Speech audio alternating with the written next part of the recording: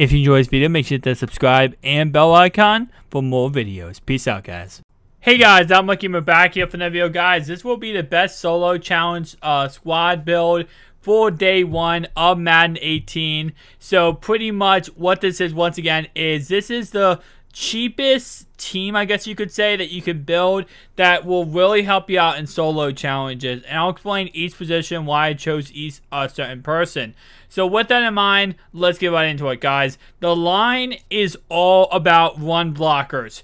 Run blockers and awareness. And the reason why I chose those guys is because they're going to, mainly when you do solo, especially the first month, a lot of the solos is just grinding them out, running the ball up the middle, getting down the field, running the ball up the middle, and that's what this whole entire line is going to produce. It's going to just give you the guys that are going to help you run the 0-1 trap up the middle, the halfback stretch on the outside, the quick toss to the right side. It's just going to make everything easier with this offensive line being as great as it is. With that in mind, I actually told you guys Barry Sanders has 85 speed, and I said you could probably get someone who's cheaper and has better speed than he does, and that's exactly what I found here. Ryan Grant, Corey Grant, I believe his name is, has 89 speed, which is, of course, faster than Barry Sanders. Now, his 54 carrying is kind of suspect, and that's going to be kind of, in a way scary. But remember, most of the time,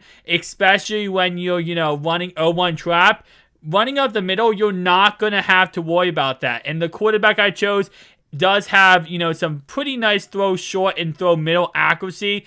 And that's what I was looking for, because you're not going to throw as many deep passes when it comes to, grinding solos. Most of the time, you're just going to be checking across the middle, doing slant routes, doing those kind of routes to get the first downs, and then go right back to running the ball. So I got a guy that, has some mobility at 78, 79 speed, so he can move around himself if you need to, but at the same exact time, you're going to be running the ball mainly with your halfback, which again is why I chose this halfback at 89 speed. Now, wide receivers, I chose a run blocker who, when you do run the ball, you want to put him in that direction. Wherever you run the ball, sub him in whatever direction you're running. I chose a fast guy in Parker. I believe his name is Parker, who is pretty much just going to be speed. He has 89 speed. He's going to be able to take the tops off of defense and get down the field. And then our third guy I chose is going to be about catching. He's going to have the ability to, actually make those tough catches. Now, don't get me wrong, it's a silver card, so his catching is not that great at all.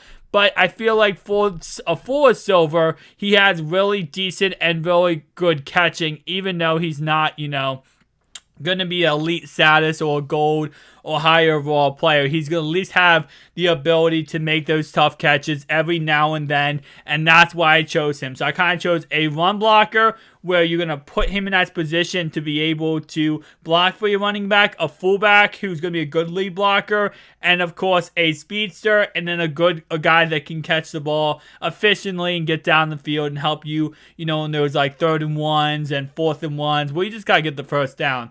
Remember, guys, this year quarterback sneak is kind of nerfed to max levels, so you're going to have to throw the ball maybe on 4th and 1. You're not going to rely on that quarterback sneak to get the first down. So with that in mind, to have someone with, although yes, he didn't have that great catching as you see, he's at least going to be able to make those kind of tough catches and get the ball and move the chains. And that's all I'm looking at in these players is, again, this is just for solo challenges. This is not your head-to-head squad.